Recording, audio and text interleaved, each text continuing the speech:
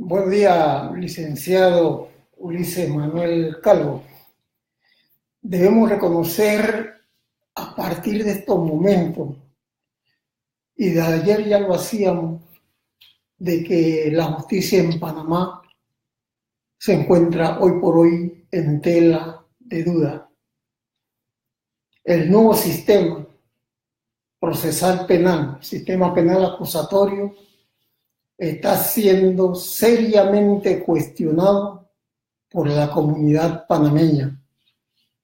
No es grato para nosotros personificar situaciones jurídicas, pero lo acontecido la semana pasada, prácticamente a 2 o 3 días de nuestro pronunciamiento sobre lo que eran los conceptos de acuerdo de pena y delación primaria premiada, nos motivan, casi que nos obligan a hacer un comentario sobre la sentencia en el caso de Guardia Jaén. Cuando la comunidad se hace eco unánimemente de los resultados o los efectos de esta sentencia, devolución de bienes cuantiosos y variados, así como una pena mínima, es porque ha alcanzado un grado casi de escándalo. Máxime cuando escuchamos algunos pronunciamientos del Ministerio Público en varios puntos. Por ejemplo, que el Ministerio Público no tenía conocimiento de la devolución de bienes. Sorprendente un acuerdo de pena, porque lo que hemos tratado y estudiado en ese sistema, lo que es el acuerdo de pena es la manifestación de la voluntad de las partes. Por un lado el Ministerio Público y por el otro el acusado o el imputado. Nos llama la atención eso, como también nos llama la atención de que el Ministerio Público presenta, por decirlo así, una excusa de que no tenía conocimiento de que esa audiencia se iba a dar a puerta cerrada, es decir, en privado. Son muchos los temas que podemos tocar en torno, pero ¿qué nos dice usted en estos dos puntitos? Sin lugar a dudas, licenciado Victoriano Arturo Gavidia, que lo acontecido tiene ribetes muy preocupantes. Usted ha hecho una síntesis esencial de algunos de ellos. Sin embargo, yo quisiera destacar lo que para nosotros es quizás lo más trascendente. Nosotros debemos ver en cada relato, en la narrativa de estos relatos judiciales, debemos ver la actuación interesada de algunos sujetos. Partiendo de la particular reserva en el inquisitivo, todavía se habla de expediente, y los que no hemos visto expediente, poco es lo que podemos asegurar. Sin embargo, y lo decíamos en la convocatoria pasada, el origen del tema, de los acuerdos y la delación premiada, que en materia inquisitiva mixta, la ley 4 del 2007 llama colaboración, es que, y usted bien lo señaló, parte del consentimiento y la voluntad de las partes. La iniciativa no deja ser del Ministerio Público, aún entre dos contendientes en disputa con supuesta igualdad. Lo cierto es que la mayor potencia o capacidad jurídica reside en el Ministerio Público.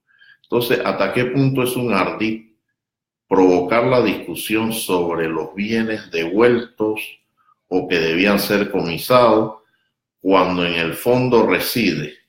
Y usted no me dejará mentir, porque ha tenido casos que sirven de ejemplo a ello, sobre la pena.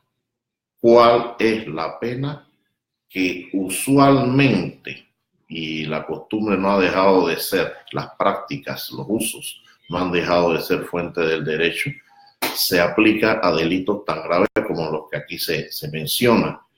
Por un lado, el peculado, y por otro lado, el blanqueo de capitales. hagamos una parada necesaria en que los afectados son toda la población panameña, la posibilidad de alimentar a los carenciados, la posibilidad de construir escuelas con esta sustracción de fondos, de manera que esto es mucho más grave que los casos que usted y yo atendemos habitualmente, sean relacionados a salud pública y otros donde el Ministerio Público se para estoicamente en un frontispicio de 7, 8 años y eluden la posibilidad de un subrogado penal o de una conversión de la pena. Entonces, llama mucho la atención que aquí el Ministerio Público, aunque haya dicho que no sabía de la devolución de bienes, aunque diga que no sabía del carácter privado de la discusión, necesariamente debía conocer que él, como uno de los sujetos, estaba proponiendo una pena de 5 años. En el Código Penal nuestro, ¿cómo está la sentencia, la pena que se le puede imponer a un ciudadano en la comisión de estos delitos? Hablamos del delito de peculado y el delito de lavado de dinero. Estamos hablando de 5 a 12, de 8 a 15 años, estamos hablando de 2 penas graves. Y si le adjuntamos los daños, como usted lo acaba de mencionar, que se le causa a la comunidad, ¿cree factible, objetivo, ese acuerdo en esa pena de 5 años de prisión? Factible porque se dio. Lo que habría que revisar es si es justo, si es congruente con la práctica de ese propio Ministerio Público en otros casos. En los medios circuló el caso de aquel señor que le arrancó 2 celulares a una ciudadana cuando llegaba a su casa y que se hizo un acuerdo de pena por 7 años. Tal vez él no tuvo una colaboración, en el marco del SPA no tuvo delación premiada. De todas maneras, es un poco incongruente. Nosotros hemos tenido mucho la discusión de la gravedad de la pena. Si la gravedad de la pena es un elemento que debe ser evaluado al momento de la imposición de una medida cautelar, o si debe ser diferido, o su mayor peso es cuando se impone la pena final. En este caso, la gravedad de los delitos es indiscutible. Entonces, ¿cómo llegamos? ¿Cuál fue la operación que lleva al Ministerio Público a aceptar una pena de 5 años? Es lo que nadie ha cuestionado y el propio Ministerio Público apeló por lo otro, no apeló por eso.